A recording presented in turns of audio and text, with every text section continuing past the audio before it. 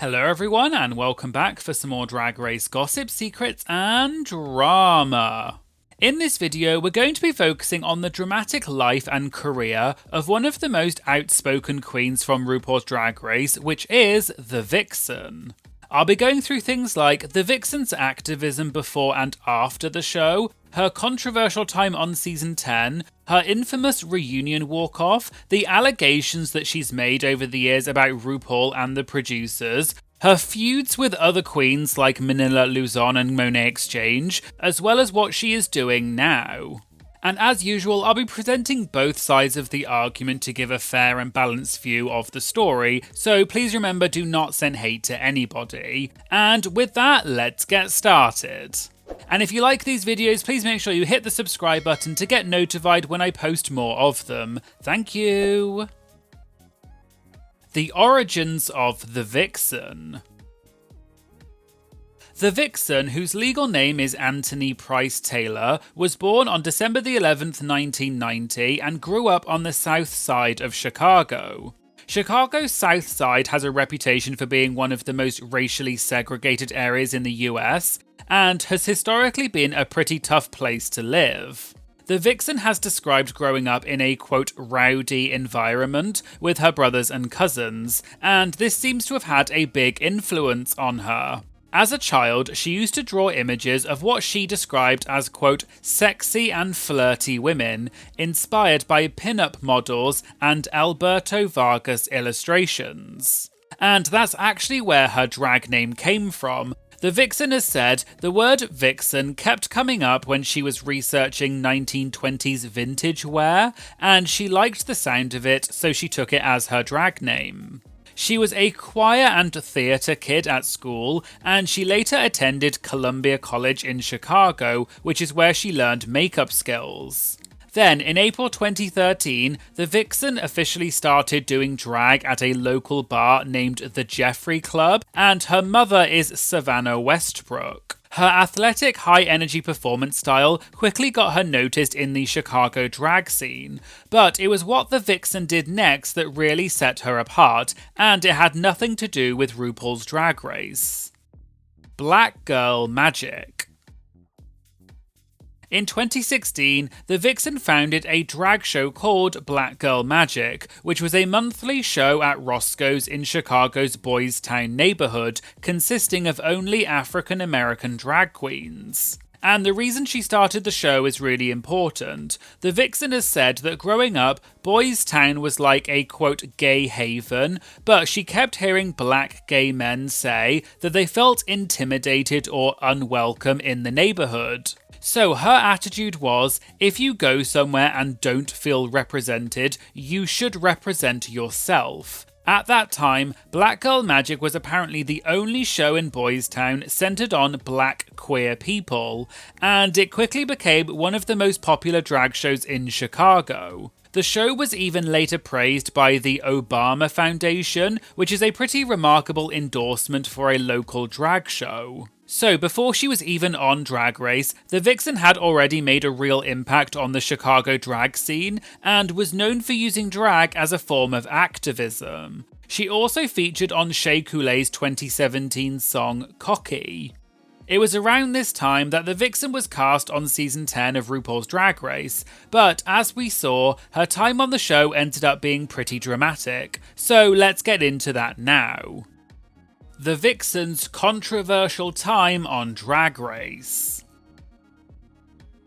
Season 10 of Drag Race premiered in March 2018, and the Vixen famously entered the workroom and said, quote, "I'm just here to fight." Many people felt that this immediately set the tone for how the show would frame her.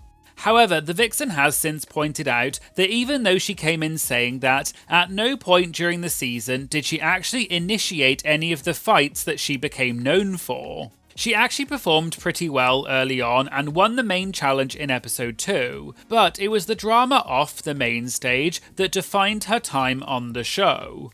In Untucked for episode 3, the Vixen called out Aquaria for making a comment about her. The argument ended with Aquaria crying, and this is when the Vixen said, "You say something, I say something, you start crying. You have created a narrative of I am an angry black woman who is scared off the little white girl." The Vixen was calling out the racial dynamics of the situation in real time on national television, and that the audience would automatically cast the Black Queen as the aggressor, regardless of who actually started the argument. Aquaria did eventually agree and later came to the Vixen's defense publicly, but it seems the damage to how the audience perceived the Vixen had already been done. And the Vixen's problems didn't stop with Aquaria, because she also had ongoing confrontations with Eureka, most notably in episode 4 of Untucked.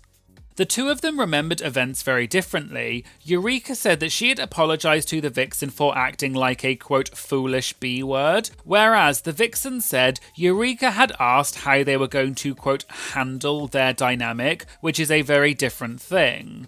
But during Untucked, Eureka privately told Mayhem Miller that she had intentionally incited the fight with the Vixen as a way of, quote, testing her.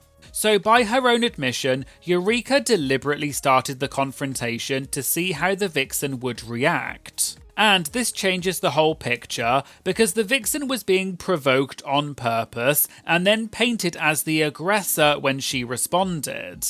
The Vixen later said in an interview, quote, "Eureka manufactured that argument and wanted to produce how we solved it." On top of all of that, around the same time in April 2018, a video surfaced of Eureka using the N-word. And this obviously gave the Vixen's argument about Eureka and racial insensitivity a lot more weight in the eyes of many fans. And so, while the show presented this feud as the Vixen being difficult, and perhaps she didn't always respond in the best way, the full picture seems to have been a bit more complicated than the edit made it look. Things started to get more serious though after the episodes aired, because the Vixen started receiving death threats from fans. For example, people were actually threatening to throw acid on her at DragCon. The Vixen has spoken about this extensively, and about the fact that black queens on Drag Race consistently receive more hate and more violent threats than white queens. Several other black queens, including Heidi N Closet, Latrice Royale and Mayhem Miller, have also called on the fandom to address the racism within the community. But the Vixen's most dramatic moment on Drag Race was still to come, and it happened at the reunion, so let's talk about that now. The reunion walk-off. The season 10 reunion is widely considered one of the most dramatic reunion episodes in Drag Race history. During the reunion, RuPaul kept pressing the Vixen to revisit her confrontations with Aquaria and Eureka, including asking her whether she felt like she had, quote, stirred the pot. And it seemed clear that the Vixen felt like she was being cornered into making a scene for drama. In the middle of all of this, she told RuPaul, quote, "Everyone's telling me how I should react, but no one's telling her how to act." A lot of people felt this one line summed up her entire argument across the whole season. The conversation was always about managing her reaction to provocation, but never about holding the other people accountable for provoking her in the first place. The Vixen eventually said, quote, "I came here to thank my fans for all the love and support that they gave me, for all of the wonderful people who relate to me, understand me, and appreciate me." But she then got up and walked off set.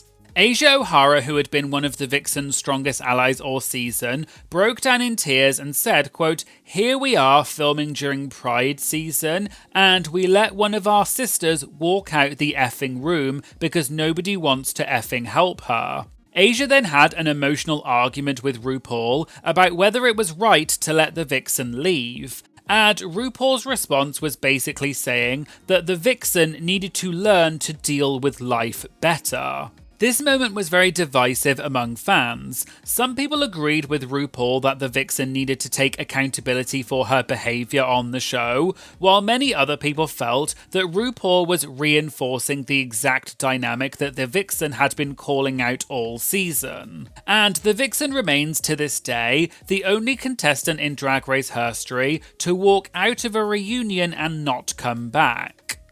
The Instagram Live. Shortly after the reunion aired, the Vixen went on Instagram Live for about an hour and directly called out RuPaul and the people behind the show. The Vixen called RuPaul a quote instigator rather than a moderator. She also said she believes the discussion about racism she had in Untucked was aired purely for drama because none of it was actually brought up at the reunion. So, in her opinion, the show was happy to air her talking about racism for entertainment value, but when it came to addressing it face to face, they did not go there. She also said the season was heavily edited. She'd apparently had a long emotional conversation with OItsJa, but in the final edit, almost everything she said was cut out. She said, quote, "You just see me nodding and holding back tears the entire time." Interestingly, when fans started criticising Cameron Michaels for making the top 4, the Vixen actually defended her. She said, quote, "Don't hate the player, hate the game." And she pointed out that it wasn't Cameron's fault that the Vixen had more camera time in 8 episodes than Cameron did in 12 episodes because, quote, "that was the producers and the judges." So the Vixen was directing the criticism at production rather than at her fellow queens. She also shared a story from DragCon where she said Eureka kept trying to kiki with her in public, acting like they were friends. And the Vixen described that as, quote, "really a microaggression." Because she explained that when you're in public, you can't say, "leave me alone," because then you'll end up looking like a B word. So anything she said that wasn't giving Eureka what she wanted would make her look more like a villain. She also revealed that she did begrudgingly hug Eureka after the reunion and said, quote, "I hope that's the last time I ever have to do that." The Vixen added that she almost did not attend the reunion at all because her mother was in hospital. She had received a photo of her mother with a tube up her nose, and she had to choose between going to the reunion or staying with her mother. She chose to go to the reunion, and she ended up having a pretty negative experience. But the Vixen did not stop there. In a 2020 interview on a podcast called Back from Reality, she made some pretty shocking allegations about the producers. She alleged that after she walked off the reunion set, producers were angry at her, despite the fact that, according to her, they had goaded her into the drama in the first place. She also alleged that producers, quote, "insinuated that they would kick her out of her hotel room unless she cooperated and came back." So, according to her, when she tried to remove herself from an uncomfortable situation, the producers allegedly threatened to leave her without anywhere to stay. She also claimed that throughout the season, producers would use confessionals and one-on-ones to talk her out of her point of view or make her double down on things. She described being, quote, "placated and patronised and gaslighted, and being led away from the conversations about race that she actually wanted to have." The feuds with Manila, Luzon and Monét exchange. On top of the season 10 drama, just a few months later, the Vixen got into another major controversy. In December 2018, comedian Kevin Hart was announced as the host of the Oscars. However, some old homophobic tweets of his then resurfaced, and he ended up stepping down from the gig. This became a massive debate online about accountability, and the Vixen got involved by tweeting in defense of Kevin Hart. Manila Luzon disagreed with the Vixen's take, and the two of them started going back and forth on Twitter. It didn't get heated, but it was relatively standard internet arguing until the Vixen said something that many people felt crossed a line. The Vixen accused Manila of being obsessed with her because she reminded her of Sahara Davenport. For those of you who don't know, Sahara Davenport, who competed on season 2, was Manila's partner until she tragically passed away from heart failure in October 2012. So the Vixen was essentially using someone's deceased partner as ammunition in a Twitter argument, which is why there was so much backlash against the Vixen. Manila responded and made it very clear that Sahara was, quote, not my ex, we never broke up, till death do us part. The Vixen did delete the tweet, apologised and said she let Manila irritate her and she threw a low blow. But the damage by that point was done, and the backlash was massive, including from people who had previously been sympathetic to the Vixen. Up to this point, supporters of hers had framed her as someone who was unfairly villainised by the show and the fandom, and there is a lot of truth in that. But the Manila situation changed a lot of people's perception of the Vixen, and they were surprised that she would actually say something like that. The Vixen has also had a few other high-profile fallouts with other queens, most notably with her season 10 co-star Monét X Change, as well as Bob the Drag Queen. I have no time or energy for the Vixen. I will not be putting any energy into that. She is literally a deranged person with mental issues, I believe. I'm going live because the Vixen is literally obsessed with me, and she literally cannot stop talking about me.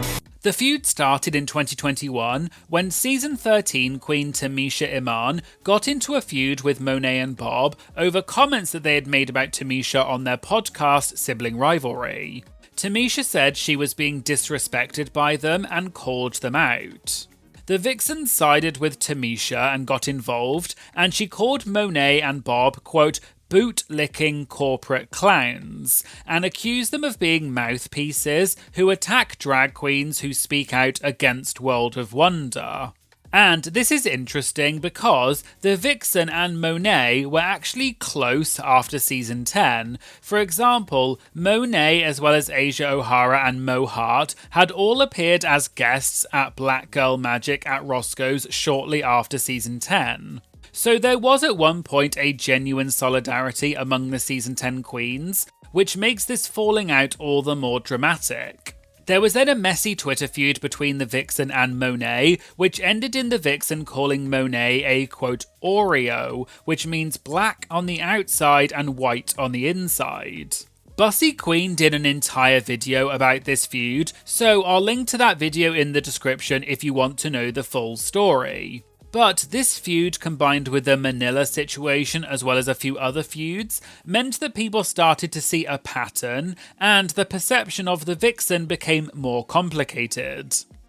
Criticising RuPaul. After Drag Race, the Vixen also continued to be vocal about RuPaul and the production behind Drag Race. In the Back From Reality interview I mentioned earlier, she said that RuPaul, quote, doesn't see with empathy and is, quote, looking through the eyes of 40 white men, which is a reference to the predominantly white producers who run the show.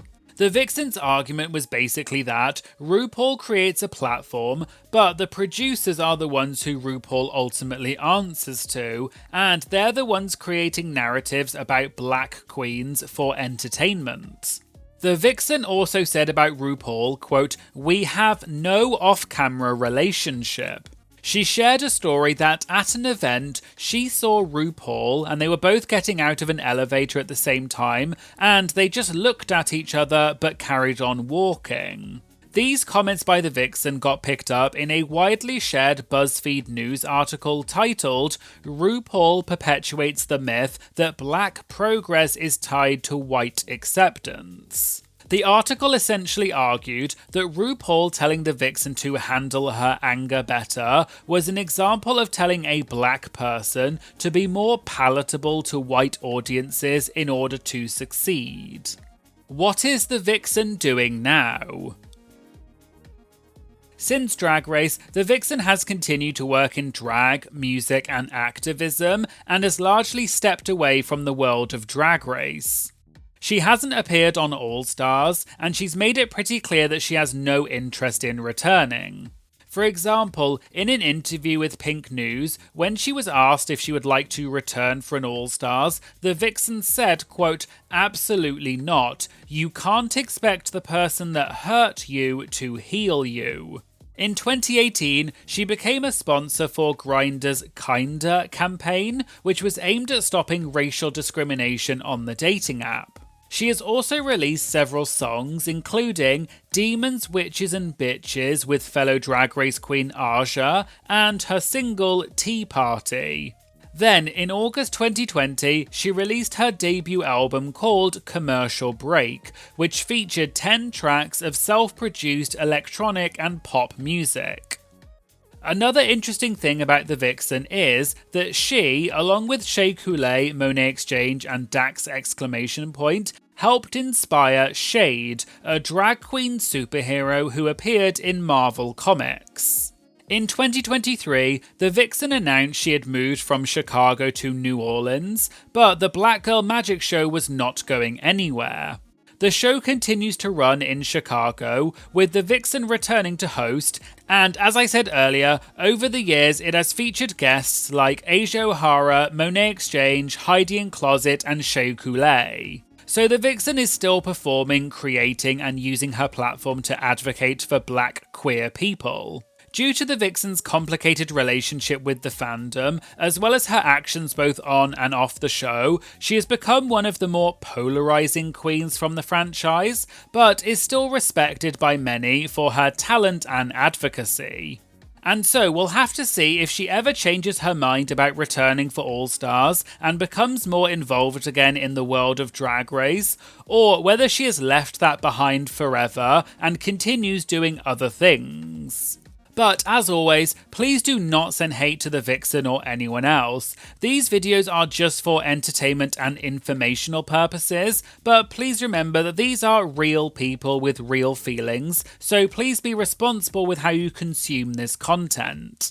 So there you go, there was a video about the dramatic life and career of the Vixen from RuPaul's Drag Race. What do you think of the Vixen? And did any of the information in this video surprise you? Let me know in the comments. If you'd like to get things like early access, exclusive content, as well as many other benefits like priority to have your comments featured in my videos, you can check out either my Patreon, which is my main platform, or for a more convenient option if you want, you can also join my YouTube membership by clicking the join button under any of my videos. And there'll be links to both of those things in the description. I'd also like to say thank you so much to my amazing Patreon members. You are absolutely incredible. Your support truly does keep this channel going, and you have no idea how grateful I am to all of you. So honestly, thank you so much. Please make sure you like and comment on this video because it does help to boost it in the algorithm and promote it to even more people. And please make sure you do your big one and smash that subscribe button because it does make a big difference. Thank you so much for watching, and I hope you'll join me in the future for some more Drag Race gossip, secrets, and drama. Thank you so much. Bye!